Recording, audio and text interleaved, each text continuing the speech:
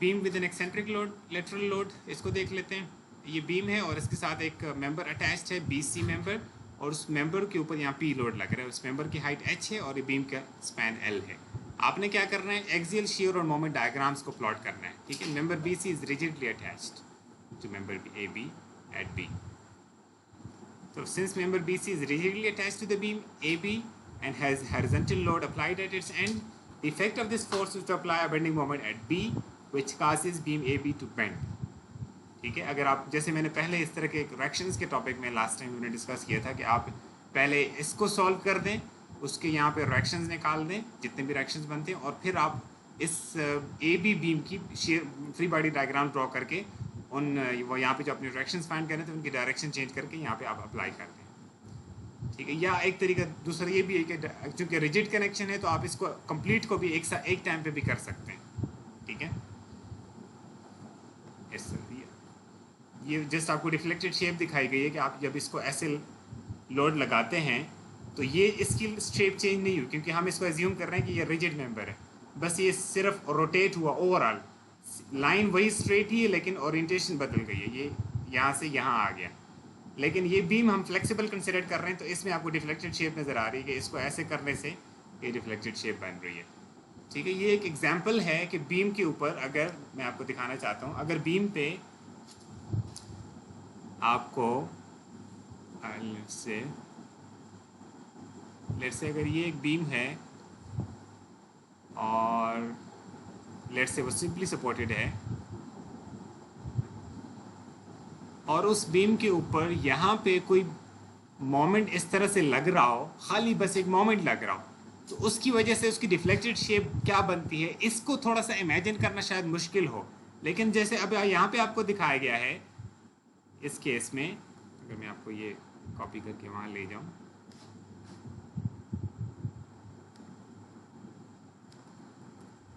जैसे अभी आपको यहाँ दिखाया गया है कि इसके साथ एक रिजिड मेंबर अटैच कर दिया ये वाला, और उस रिजिड मेंबर के ऊपर यहाँ लोड लगाया, तो वो रिजिड मेंबर भी बेसिकली इस पॉइंट के ऊपर इस तरह का मोमेंट ही अल्टीमेटली अप्लाई कर रहा है ना, ऐसे ही है ना, इस तरह का मोमेंट अप्लाई कर रहा है। तो वो उस इसको अब आप इजीली समझ सकते हैं कि जब ये इसको ऐसे करना चाहेगा, यूं लेकर आएगा जब इसको, तो ये इस जगह का जो सेक्शन है ना, उस सेक्शन को रोटेट करेगा, यानी जो लाइन पहले ऐसे थी उस लाइन को ये ऐसे कर देगा, जिसकी वजह से ये डिफ्लेक्टेड शेप कुछ इस तरह की बन जाएगी। यानी बीम का जो यहाँ पे वर्टिकल था ना इस तरह सेक्शन, उस सेक्शन को ये ऐसे कर देगा। यानी अगर मैं पूरी बीम ड्रॉ करना चाहूँ ना आपके लिए, कि जैसे ये रेक्टेंगुलर ड्रॉ हुई है ना पूरी, जैसे आपको हाइट भी इसकी नज़र आ रही है, थिकनेस भी, अगर मैं वो ड्रॉ करूँ तो वो शेप कुछ इस तरह की बनेगी। मैं आपके लिए यहाँ पे ड्रॉ कर देता हूँ just to give you an idea के मतलब हो क्या रहा है इसमें, क्योंकि आगे हमने डिफ्लेक्टेड शेप को पढ़ना है और मैं चाहता हूँ कि आपको आप इसको कंसीव कर सकें कि what exactly is happening to the beam. Deflected shape इसकी कुछ इस तरह से बन जाएगी। मैं थोड़ा सा इसको ना एग्जैजरेट करके बनाता हूँ, यानी थोड़ा सा इसकी शक्ल थोड़ी बड़ी करके बताता हूँ आपको ऐसे, ताकि आप बेहतर तरीके से इसको समझ सकें कि शक्ल को हो क्या रहा है इसकी। जो लाइन पहले ऐसे स्ट्रेट थी यहाँ पे, वो लाइन स्ट्रेट अब होने के बजाय, चूंकि ये ऊपर वाले के साथ रिजिडली अटैच्ड है, तो ये चूंकि इधर आ रहा है, तो ये नीचे जो यहाँ सेक्शन पहले इस तरह पड़ा हुआ था, वो सेक्शन अब रोटेट होके कुछ इस तरह की शेप इख्तियार कर देगा। अगर मैं आपको दिखा सकूं, इस तरह की, इस तरह की। और अगर मैं पूरी बीम ड्रॉ करूं, आई एम सॉरी, अगर मैं पूरी बीम ड्रॉ करूं तो पूरी बीम की शेप कुछ इस तरह की बन रही है।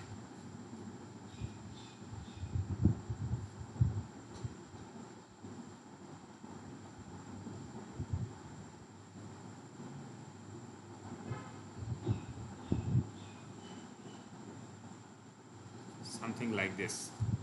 यहाँ पे थोड़ी ज़्यादा रोटेशन होगी जहाँ पे अप्लाई हो रही है, और यहाँ पे भी रोटेशन होगी लेकिन थोड़ी कम होगी। बहरहाल वो कितनी होगी वो बाद में आप पढ़ लेंगे, ठीक है। इस तरह की शेप बन रही है। और अगर हम इसको सिंगल लाइन से रिप्रेजेंट करना चाहें इसी डिफ्लेक्टेड शेप को, तो फिर ज़ाहिर है इस तरह की एक लाइन ड्रॉ करेंगे ना। अगर मैं सेंट्रल लाइन ड्रॉ करूं, इस तरह की एक लाइन, ये वही लाइन है जो आपको ब्लैक में वहाँ पे नज़र आ रही है।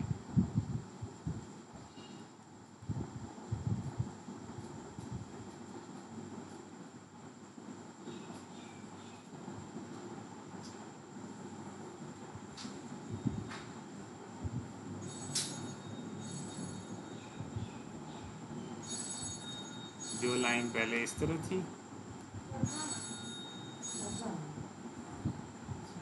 ऐसे। अगर खाली लाइंस शो करेंगे तो इस तरह शो करेंगे, पूरी बीम की थिकनेस शो करना चाहेंगे तो फिर थोड़ा सा डिफरेंट हो जाएगा। ठीक हो गया? I hope this is now clear to you. ये जो डिफ्लेक्टेड, इसकी जो डिफ्लेक्टेड शेप है वो वही बनेगी जो आपको यहाँ दिखाई है।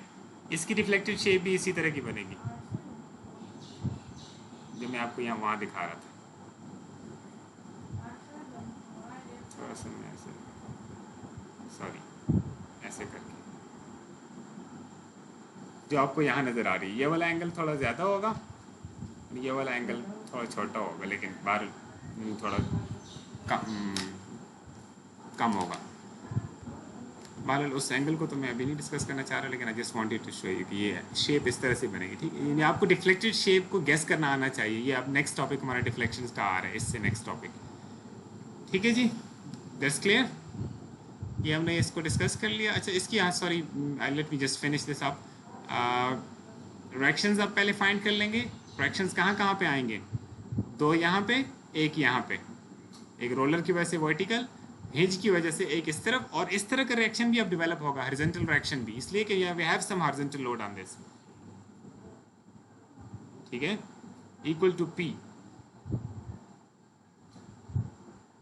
ये रिएक्शंस आप इजीली इनको वैलिडेट कर सकते हैं। और रिएक्शंस के बाद जब आपने यहाँ पे एक कटिंग सेक्शन लिया एट डिस्टेंस x, तो ये फ्री बॉडी डायग्राम आपने ड्रॉ कर दिए। और अब ये Vx, Mx और Fx तीनों हमने शो करने। Why? Because now we have some horizontal load also. ये पहले भी एग्जिस्ट करता होता है पोटेंशियली, लेकिन इसकी वैल्यू जीरो होती है। अब इस केस में चूंकि we have some horizontal load as well, now this is activated, अभी मोबिलाइज हो गया। ठीक है, Fx हॉरिजॉन्टल एक्सियल लोड जो है। सो Vx, Mx और Fx ये तीनों हमने अपने पॉजिटिव डायरेक्शन में शो कर दिए, और तीनों इंटरनल फोर्सेस हैं, कीप इन माइंड। तो ये आप इजीली वेरीफाई कर सकते हैं। Vx equal to this, Mx equal to this and Fx equal to this value. ये बीम इसके ऊपर एक्सियल कंप्रेशन भी लग रहा है, एक्सियल कंप्रेसिव लोड भी है, और बेंडिंग भी लग रही है, बेंडिंग और शियर। ठीक है, तो ये अच्छा, बस सिर्फ एक मिनट, बस सिर्फ ये आपका कंप्रेसिव लोड हो जाएगा, और हमने उसको नेगेटिव साइड पे प्लॉट किया है बिकॉज वी आर कंसिडरिंग, ये देखो ये sign convention, tensile force positive हम ले रहे हैं, और यहाँ नेगेटिव प्लॉट करने का मतलब है कि यहाँ पे जो फोर्स है ना सारी बीम में थ्रू आउट, वो कंप्रेसिव फोर्स है। इसी तरह शेयर को हमने किसको पॉजिटिव लेना है, किसको नेगेटिव लिया है, इस डायग्राम को ड्रॉ करते हुए ये हमने लाजमी यहाँ पे दिखाना है। ठीक है, तो ये अपवर्ड, ये डाउन, ये पॉजिटिव, ये producing clockwise moment about the centre of the segment, या पॉजिटिव फेस पे अपवर्ड, नेगेटिव फेस पे डाउनवर्ड, बोथ वेज में आप इसको एक्सप्लेन कर सकते हैं। ठीक है, ये नेगेटिव शेयर जी।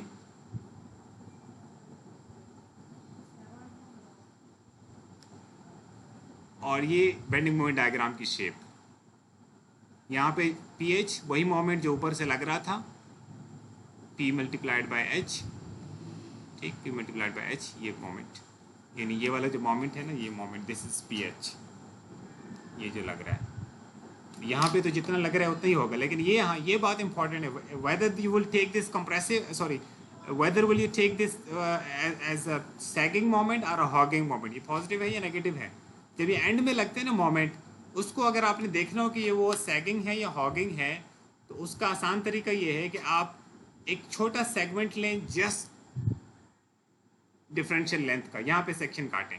अभी आपके पास बीम का सेगमेंट आ गया, ये मोमेंट है इस तरफ PH, और या आप M इसको जो, चलो PH कह देते हैं, और इस तरफ पे जहां आपने इंटरनल फोर्स एक्सपोज किए, ये वाली साइड, यहाँ आपने शेयर और मोमेंट शो करने थे ना।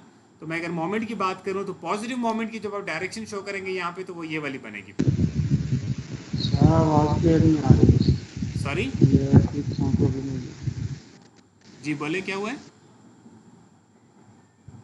जी जैन बोलो। जी जैन बोलो।